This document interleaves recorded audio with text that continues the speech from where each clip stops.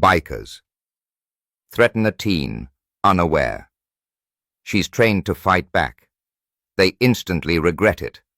They came into the park like a storm with no warning.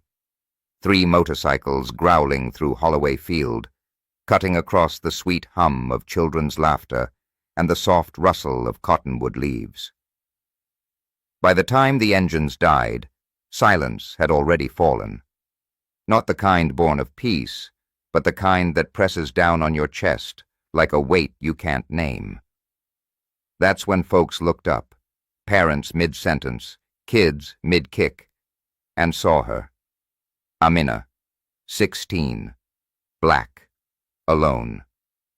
Sitting beneath a tree older than most of their memories, she closed her book without flinching as the men approached. White, leather-clad, the kind of men who don't ask questions.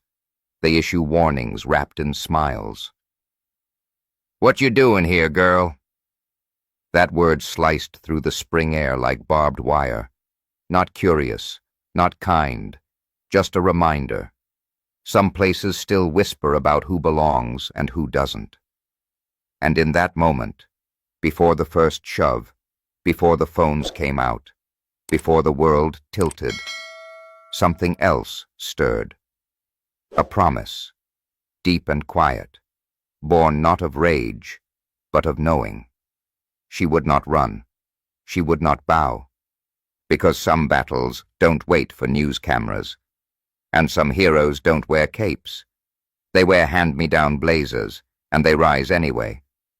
They wear hand-me-down blazers, and they rise anyway. Not because they want to be seen, not because anyone told them they could. But somewhere between the cracks in this country's promises, they were taught to stand when it mattered most. In the heart of Montgomery, where the streets still carry the ghost weight of marches and megaphones, a girl like Amina doesn't just sit under a tree. She carries history in her stillness.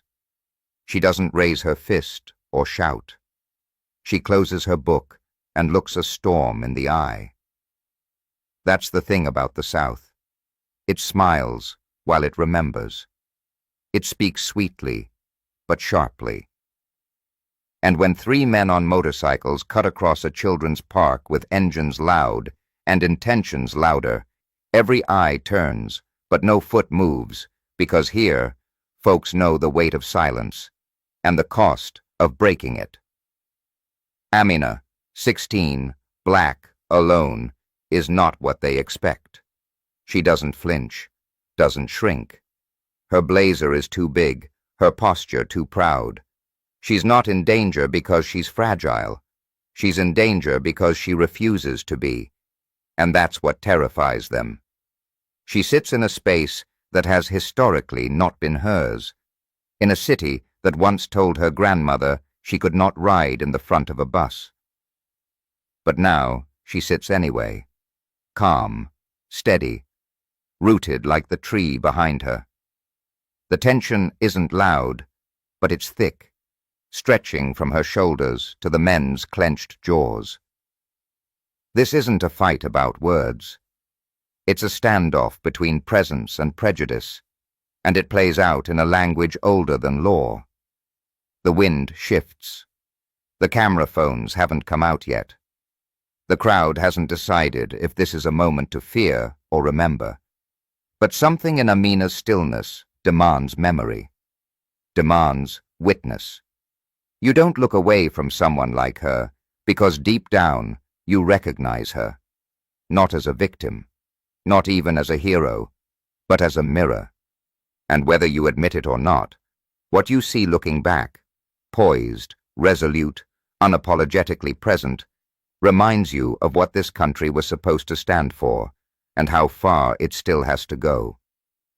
Amina never learned to run, not from trouble, not from shadows, not even from the things people said under their breath and thought she didn't hear. Growing up on a street that still bore her grandfather's blood beneath its pavement, she had learned early what it meant to be still in a world that wanted you to disappear. Not still as in frozen, still as in rooted. Her mother called it dignity.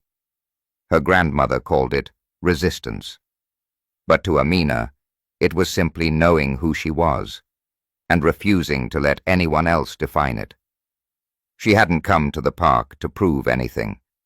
She wore her grandmother's blazer not to make a statement, but because it still smelled faintly of lavender, starch, and her grandmother's strength. It made her feel held, even when no one else was around. That afternoon, she came to walk Malik home, not to make history. But when the bikers appeared, and the air shifted like a memory returning too soon, Amina didn't panic. Her pulse quickened.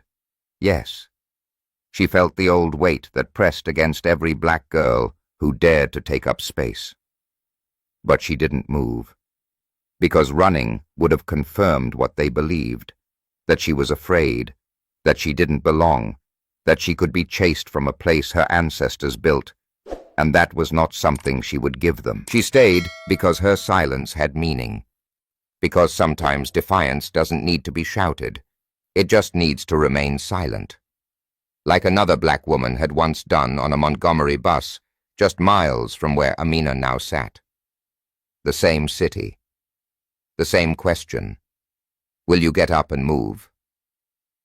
Amina's answer was no. But it wasn't just defiance. It was love. Love for Malik, who was watching from the field, learning with every breath what it meant to be a man by watching his sister. Love for her mother, who worked nights so her children could dream by day. Love for herself, not in the soft way, but in the hard, earned kind of love that comes from knowing the price of your presence. She stayed because she had spent too many years making herself small, lowering her voice in classrooms and folding her hands in church pews and stepping aside on sidewalks. This time, she wouldn't. She had nothing in her pockets but a dog-eared book and the keys to her home. No weapon, no plan, just breathe, and memory, and will, and that was enough. Because Amina didn't need to win, she just needed to stay. And in doing so, she became the kind of story America remembers when it finally decides to listen. Of all the truths Amina had learned, this one had carved itself deepest. Power doesn't always show up loud. Sometimes it creeps in quietly, wearing a smirk and calling itself by your name like it owns it. That's what those men brought into the park. Not fists at first, but posture, tone, and a question that wasn't a question at all. "What you doing here, girl?" They stood like they expected her to shrink, like they'd seen it work before. And maybe they had. Perhaps they'd leaned over enough picnic tables and front porches, stared long enough at enough women like her, to believe that fear was guaranteed. That silence was inevitable. But Amina wasn't raised on fear. She was raised on memory. She recognized the setup, not just in their stance, or the way they spread out to box her in. It was older than that. It came in the way their voices carried, casual, but edged with something sharp. It came in the way their boots scraped gravel, as if they had all the time in the world, and no one would stop them. That was the fundamental tension, less about violence, more about the confidence that no one would care if they used it. And for a moment, Amina felt that old heat, panic curling in her stomach, shame brushing against her ribs, that familiar, aching question, should I just walk away? But then she thought of Malik, watching her from the field, off her grandmother, whose face once bled in black and white photographs, but never bowed, of her name, whispered into her ear as a baby. Amina, the trustworthy, the faithful, the fierce. And she remembered who she was. So she didn't run. She didn't shout. She sat there and looked them in the eye. The man stepped closer, close enough that she could smell the gasoline and cigarettes laced into his denim. His shadow draped across her lap like a warning. But she didn't flinch. Not because she didn't feel fear, but because she knew her stillness was the only power she could control. The crowd didn't move. A soccer ball rolled by, unclaimed. A mother glanced over, then away. The tension was electric, but no one dared to interrupt the current. That's what made it cinematic, the silence. Not the action, not yet, but the period where everyone knew something was coming, and no one did anything to stop it. The bikers believed they were writing the script. Amina knew better. She'd read enough history to understand how fast a quiet scene could turn, how even a whisper could ignite a fire. She didn't need them to see her as a threat. She only needed them to know that she would not be erased. And that was the actual conflict. Not fists or names, but presence itself. A girl, black and unbothered, occupying space they'd never imagined she had a right to. That was the battle. And it had already begun. It didn't begin with a punch. It never does. Violence wears many faces before it shows its teeth. And in Amina's case, it came in the form of an open palm moving just a little too fast, a little too close. The tall biker leaned in like he was trying to whisper, but his hand said otherwise. It reached for her shoulder, not with grace or permission, but with ownership. That was the moment. It wasn't loud. There was no scream, no shattering glass or gasps from the crowd. Just a shift, a breath, a decision. Amina moved, not out of fear, but out of practice. Years of capoeira buried in her bones like a second language. Her body slid out of reach with fluid precision, her palm catching his wrist mid-air, not to hurt, but to redirect. It wasn't aggression, it was clarity. The man stumbled, surprised, as if her presence had suddenly gained weight, taken up more space than he allowed for. The second man stepped forward, too fast, too sloppy. Amina ducked beneath the arc of his swing, her leg sweeping clean and low. He hit the ground with the startled thud of someone who'd never imagined a girl like her could move like that. The third hesitated. That was all she needed. One breath, one pivot, and her hand met his chest like punctuation, firm, final, unapologetic. They hadn't expected this. Not from her, not from anyone who looked like her. They had come for dominance, for silence, maybe even for a scene they could control. But what they found was stillness that refused to break. A girl with nothing but her breath, her name, and her training. And that was enough. Because Amina didn't fight out of pride, she didn't want to win. She only wanted to be left alone. But when pushed, she didn't cower. She remembered who she was. Who did she come from? And what she would not allow. She didn't raise her voice. She didn't strike to destroy. She moved like memory, precise, practiced, and with purpose. The violence they brought was loud. Hers was quiet. And that difference was everything. Malik saw it all. From the field where his cleats were still muddy and his jersey stuck to his back, he watched his sister stand her ground. He didn't understand every movement, didn't know why the man fell or how Amina made it look like water-bending steel, but he knew enough.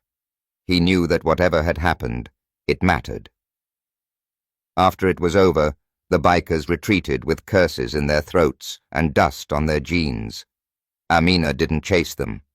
She didn't even look back. She just walked over to Malik, eyes steady, breath even, as if her heartbeat had remembered something old and true. She knelt to his level and touched his arm like a promise. He asked no questions, not yet. Children know when to hold their silence. They walked home slowly, their shadows stretching long across the sidewalk.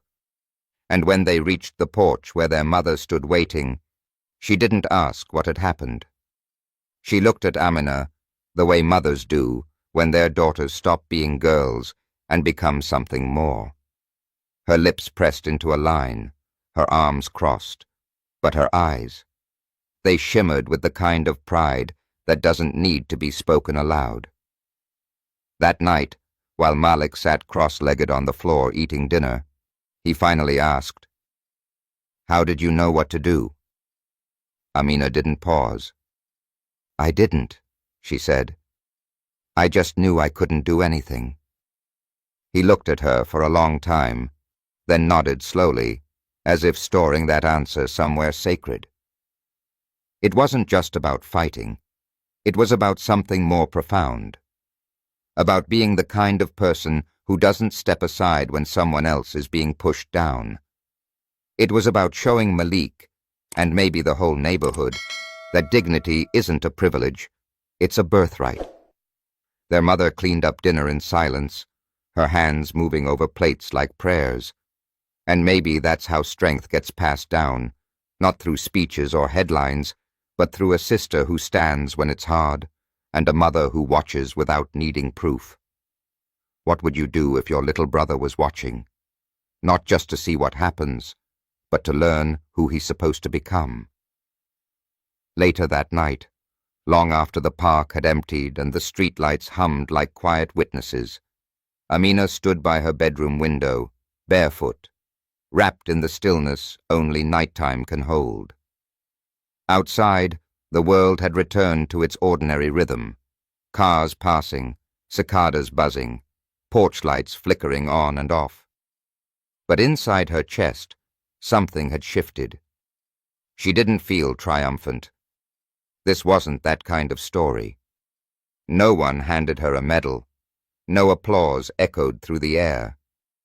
What she felt was something quieter, heavier, like she had stepped into a larger version of herself, one she hadn't reasonably known she was becoming. She thought about what the man had said as he left. "This ain't over." And maybe he was right. Perhaps this kind of confrontation never really ends. It just waits for the next place, the next girl sitting where she supposedly shouldn't. But Amina wasn't afraid. Not because she didn't understand the danger, but because she had looked it in the eye and chosen not to run. Her reflection in this window stared back at her, older somehow, sharper around the edges, but calm. She didn't see a hero. She didn't want to. What she saw was someone who had learned that holding your ground isn't always about fighting. Sometimes it's about standing still when everything around you says move. In her silence, there was a promise. Not shouted, not performed, just known. A vow to herself and the world that she would not shrink. Not to make others comfortable. Not to keep the peace that wasn't real. Not to avoid being seen. She pressed her fingertips to the glass, feeling the night on the other side. The world wasn't fixed. It wasn't even fair. But it had watched her that day. And maybe, just maybe, someone else, someone like Malik, had seen enough to believe that bravery didn't always look like battle. Sometimes it looked like breath, like presence, like staying. She closed her eyes and whispered, not for anyone else to hear, "I won't be moved." Not for fear, not for history, not for anyone who thinks silence means surrender. Some stories don't end with applause. They end in quiet, in breath, in stillness, in the space between what happened and what it meant. Amina didn't walk away victorious. She didn't throw her fists in the air or raise her voice for the world to hear. What she claimed was far less visible and far more lasting. Her right to remain. She has the right to take up space without apology. Her right to say, without speaking, "I am here, and I won't be moved. This wasn't just about the moment in the park. It wasn't even just about the men. It was about a more profound, older truth, the kind passed down not in speeches, but in glances from mother to daughter, in hands that scrub late-night dishes in silence, in the slow, deliberate act of not stepping aside. Amina didn't stay because she wanted to be seen. She stayed because she knew too well what happens when you don't. In a country where stillness is mistaken for weakness and silence for submission, her presence was an act of resistance. She didn't choose noise. She chose knowing. And that made all the difference. But don't mistake her quiet for softness. Amina didn't become a hero. She became a mirror. She asked a question just by being who she was, where she was, and how she chose to be. She compelled the world to confront its reflection. Because when a 16-year-old black girl in a hand-me-down blazer can face down a threat with nothing but breath and backbone, it begs a more complicated question. What's our excuse? What are we protecting when we shrink in the face of injustice? What history are we prolonging when we look away instead of stepping forward? What would it mean, not for the world at large, but for each of us, to take up space like we belong in it? Amina didn't fight for a spotlight. She held the line so her little brother could one day walk a little taller, so her mother could exhale just a little deeper, so a stranger, watching from the edge of a field, might remember what courage looks like when it's quiet and unshakable. So now the question lingers, not for her, but for us. Will you stay standing when it's easier to sit? Will you speak the truth when silence feels safer? Will you rise, even if your knees shake? Because some people inherit power, others carve it from silence. And stand. Anyway, what Amina showed us isn't just courage, it's conviction. She didn't stand her ground to be praised. She stood because dignity demanded it. Malik didn't speak much, but he listened. And in that silence, a boy became a witness. And maybe you, listening now, found yourself somewhere in their story. If you were in Amina's shoes, would you have stayed? If you were Malik, what would you carry forward? Or maybe you were like the crowd, watching, deciding when to care. I'd love to hear what this story meant to you. Would you have done the same? What did Amina's stillness say to you? Your words matter. They fuel the stories I'll tell next. If this resonated with you, remember to share and subscribe. And most importantly, leave a comment. Your voice might be the spark that lights someone else's courage. Thank you for listening.